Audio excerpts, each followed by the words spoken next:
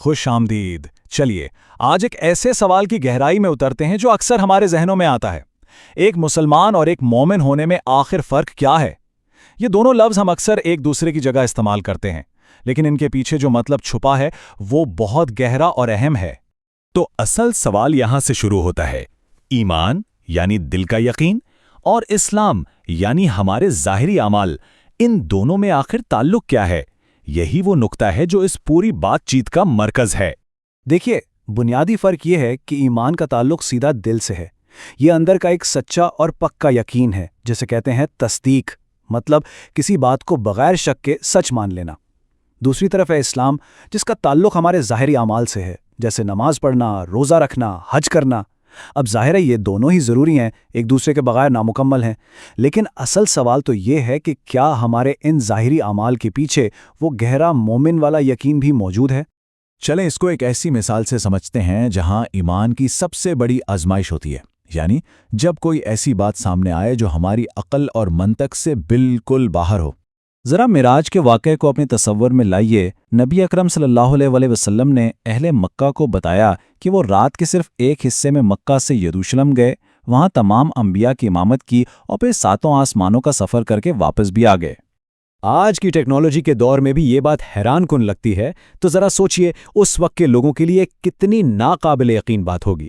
ایک ہی رات میں اتنا لمبا سفر، یہاں آ کر انسان کی عقل، اس کی منطق سب جواب دے جاتی ہے۔ لیکن اسی لمحے سیدنا ابو بکر رضی اللہ عنہ نے بغیر کوئی دلیل مانگے، بغیر کوئی سوال کیے، فوراً اس بات پر یقین کر لیا۔ انہوں نے کہا کہ اگر یہ بات میرے نبی نے کہی ہے تو یہ 100% سچ ہے۔ یہی وہ لمحہ تھا جب انہیں الصدیق کا لقب ملا، یعنی سچائی کی تصدیق کرنے والا۔ اصل تصدیق یہی ہوتی ہے۔ تو اس مثال سے ہمیں کیا سمجھ آتا ہے کہ ایمان اصل میں ایک اندرونی طاقت کا نام ہے، ایک ایسا پکا یقین جسے کسی منطقی ثبوت کی ضرورت نہیں ہوتی۔ وہ شک اور شبہات سے بہت بلند ہوتا ہے۔ تو یہ جو ایمان ہے یہ صرف دل کی ایک کیفیت کا نام نہیں ہے، یہ عمل بن کر سامنے آتا ہے، خاص طور پر مشکل وقت میں، بحران کے وقت میں۔ آئیے دیکھتے ہیں کیسے۔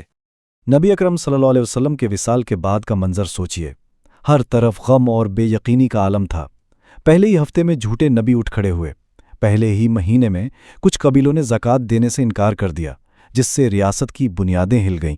ایسے نازک وقت میں جب ہر طرف سے مشورہ یہی آ رہا تھا کہ فوج کو مدینہ کی حفاظت کے لیے روک لیا جائے، حضرت ابو بکر نے سب کے خلاف جا کر نبی اکرم صلی اللہ علیہ وسلم کے آخری حکم کو پورا کیا۔ انہوں نے اسامہ بن زید کے لشکر کو روانہ کر دیا۔ یہاں تک کہ جب حضرت عمر جیسے جلیل القدر صحابی نے بھی احتیاط کا مشورہ دیا تو حضرت ابو بکر کا جواب سنیے۔ ان کا یہ عزم ظاہر کرتا ہے کہ ان کا ایمان انہیں اس وقت فیصلہ کرنے کی طاقت دے رہا تھا جب باقی سب تذبذب کا شکار تھے۔ ایمان کی ایک اور بڑی آزمائش کا ذکر کرتے ہیں، صلح حدیبیہ کا موقع، جب معاہدے کی شرطیں بظاہر مسلمانوں کے لیے تو توہین آمیز تھیں۔ صحابہ کے دلوں میں شدید بے چینی تھی کہ ہم اتنی کمزور شرطیں کیوں مان رہے ہیں۔ ایسے میں جب بڑے بڑے صحابہ کے دلوں میں سوالات اٹھ رہے تھے، حضرت ابو بکر کا ایمان ایک پہاڑ کی طرح، ایک مینار کی طرح قائم رہا۔ انہوں نے سب کو یاد دلایا کہ نبی کا فیصلہ اللہ کا فیصلہ ہے، اور اس میں یقیناً کوئی ایسی حکمت ہے جو ہمیں ابھی نظر نہیں آ رہی۔ تو ہم نے دیکھا کہ سچا ایمان منطق سے بالاتر ہوتا ہے اور دباؤ میں عمل بن کر سامنے آتا ہے۔ لیکن سوال یہ ہے کہ کیا ایمان کی یہ اصول آج اس دور میں ہم پر بھی اسی طرح لاگو ہوتے ہیں؟ اس کو ایک عام سی مثال سے سمجھتے ہیں، جیسے کوئی سیاستدان عہدے کا حلف اٹھاتا ہے۔ ایمان کا اعلان کرنا یعنی کلمہ پڑھنا تو پہلا قدم ہے۔ اصل امتحان تو اس اعلان کے مطابق زندگی گزارنا ہے۔ کیا ہم صرف کلمہ پڑھتے ہیں یا اس کی علاج بھی رکھتے ہیں؟ آج کل ہمارے ایمان کا امتحان کہاں ہوتا ہے؟ وہ ان چھوٹی چھوٹی چیزوں میں ہوتا ہے۔ کیا وراثت تقسیم کرتے وقت اللہ کے حکم کو نظر انداز کر دیا جاتا ہے؟ کیا دین کی ہر بات کے لیے سائنس سے ثبوت مانگا جاتا ہے؟ کیا ہمارا دین صرف مسجد کی 4 دیواری تک محدود ہے؟ چلیں اسی بات کو ایک چھوٹی لیکن بہت طاقتور کہانی سے سمجھتے ہیں، جو روزمرہ کی صورتحال میں ایمان کے تصور کو واضح کرتی ہے۔ ذرا اس نوجوان کے جواب کی گہرائی پر غور کریں۔